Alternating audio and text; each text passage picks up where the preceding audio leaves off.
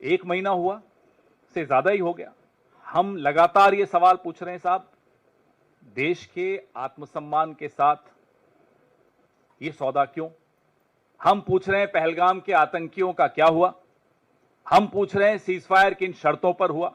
हम पूछ रहे हैं कहां है हाफिज सईद, अजहर मसूद, दाऊद इब्राहिम, अनेक ऐसे आतंकी, पहलगाम के आतंकी पहले ये वही ग्रुप है, एजेंसियों की द्वारा जो जानकारी मिलती रहती है हम सबको, आप सबको, ये वही ग्रुप है जो पहले ऐसे कई आतंकी हमले 4 बार तो कर ही चुका है, पुंछ में, गांडरबल में और भी कई जगह, गुलमर्ग में।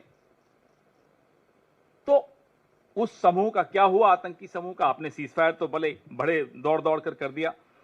ये जो महीने भर से जवाब की जगह, माफ कीजिएगा, सस्ते डायलॉग मिल रहे हैं, ये रैलियों का प्रेम चोपड़ा, हम ये पूछते हैं इनसे कि भाई रैलियों का प्रेम चोपड़ा डोनाल्ड ट्रंप के आगे क्यों रो पड़ा?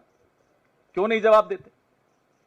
चलिए, डोनाल्ड ट्रंप को देने की हिम्मत नहीं है, हम सब आपसे सवाल पूछ रहे हैं, नहीं जवाब देंगे। सवाल पूछने वाला पाकिस्तान की भाषा में बात कर रहा है, सवाल पूछने वाला विपक्ष इस देश के टैक्स पेयर की बिहाफ पे, उसकी तरफ से, उसके मन की बात आप तक पहुंचा रहा है।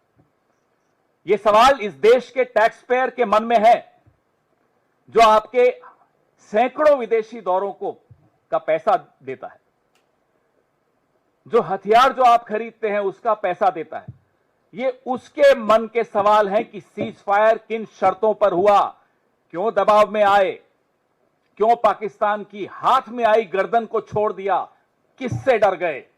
और नरेंद्र मोदी प्रधानमंत्री हो सकते हैं, प्रधानमंत्री देश नहीं होता है, वो देश का प्रधानमंत्री हो सकता है, देश का सेवक हो सकता है, लेकिन भारत देश का नाम अलग अलग है। जम्बू द्वीप भी है, हिंदुस्तान भी है, भारत भी है, इंडिया भी है, आर्यवर्त भी है, नरेंद्र मोदी नहीं है और न कभी हो सकता है। इसलिए जो ये कहता है कि नरेंद्र मोदी को सरेंडर करने की बात कहना मतलब भारत को सरेंडर करना, वो आंख और कान खोलकर सुन ले और देख ले।